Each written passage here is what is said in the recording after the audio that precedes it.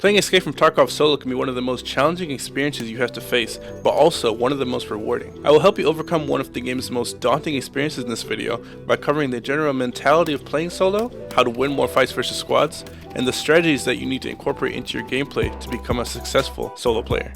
Having the right mindset going to Escape from Tarkov is the most crucial step to success. At its core, Escape from Tarkov is a survival game, meaning the most challenging part is just that, to survive. Deaths will come time and time again and should be expected. But with this emerges the fear of losing gear or the time that you've invested. But this mentality will only limit your potential. The difference between a good and an amazing player is how they turn deaths into learning opportunities to elevate their gameplay. One of the best parts of playing solo is that all mistakes are under your control. Start improving instantly by recording your gameplay and see what you could have done differently to change the fight's outcome, or how you could have a better path to get from point A to point B without exposing yourself to certain angles. Death by death, your gameplay will improve, and making the right call instantly becomes second hand. Taking breaks is also essential in this game. Losing back to back can be enough to destroy your mental health, resulting in more losses and a bad overall experience with this game, or a general feeling of hopelessness. Information gathering is one of the most critical steps to your survival as a solo player. It is what will allow you to win those fights against squads and survive more overall. Sound is everything. From footsteps on wood, metal, or glass, to different calibers of weapons firing, you must consider all these things before making an intelligent decision. Taking time to gather information can give you a sizable advantage in any situation. In this scenario, I heard an unsilenced M4 and an SKS, as well as a lot of scav gunfire.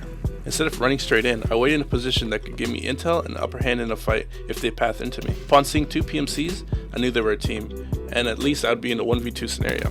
Upon taking the fight, I found out there was a third PMC and quickly retreated and reassessed instead of taking the initial fight. With quick thinking and the information I had gathered, I was able to not only come out alive, but wipe a 3-man with ease without even taking a single bullet of damage. Real quick, I want to thank everyone for the amazing support on the YouTube and Twitch channels.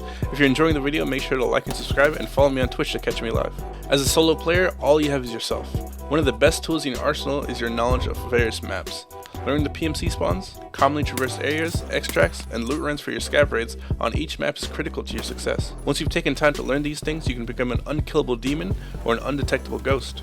With knowledge comes confidence and better performance while on a raid. Knowing the opportunities you have, depending on your spawn, time left in raid, and the general behavior of PMCs will open doors to more possibilities and predictable outcomes. In my last video, I went over the flow of the map and how to traverse the map correctly to get your desired results out of every raid, which will be linked in the top right hand corner.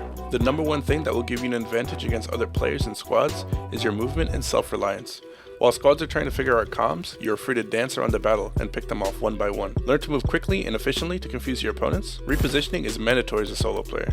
Firing a weapon instantly tells teams where you are, so you should always move immediately after engaging PMCs or scavs. You always want to be moving and repositioning to give yourself the upper hand or element of surprise. Move to unexpected angles to watch bodies, or completely displace and leave the fight if things go south.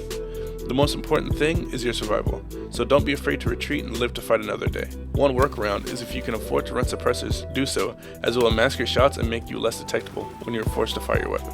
There is no right way to play the game. You should play how you want to. Whether you rush into fights head on, stalk your prey and wait for the perfect moment, or altogether avoid fighting, no playstyle is better than another. There are a million ways to handle the same fight that can all lead to the same outcome. So don't feel pressured by content creators to play a specific way. Instead, play to your strengths and what you're capable of. Naturally, taking a better weapon and armor with you into raid will help you win more fights, but it increases your risk since you have more to lose upon death. If you're not ready for that, instead, try using scav kits until you're more confident. At the end of the day, as long as you're having fun, your survival rate and the gear you decide to run do not matter. Thank you for all the support on the last video and over on the Twitch. It means so much to me that we just started this channel 30 days ago and we've already hit significant milestones. I love every one of you and hope you can continue to grow this community further. Until next time.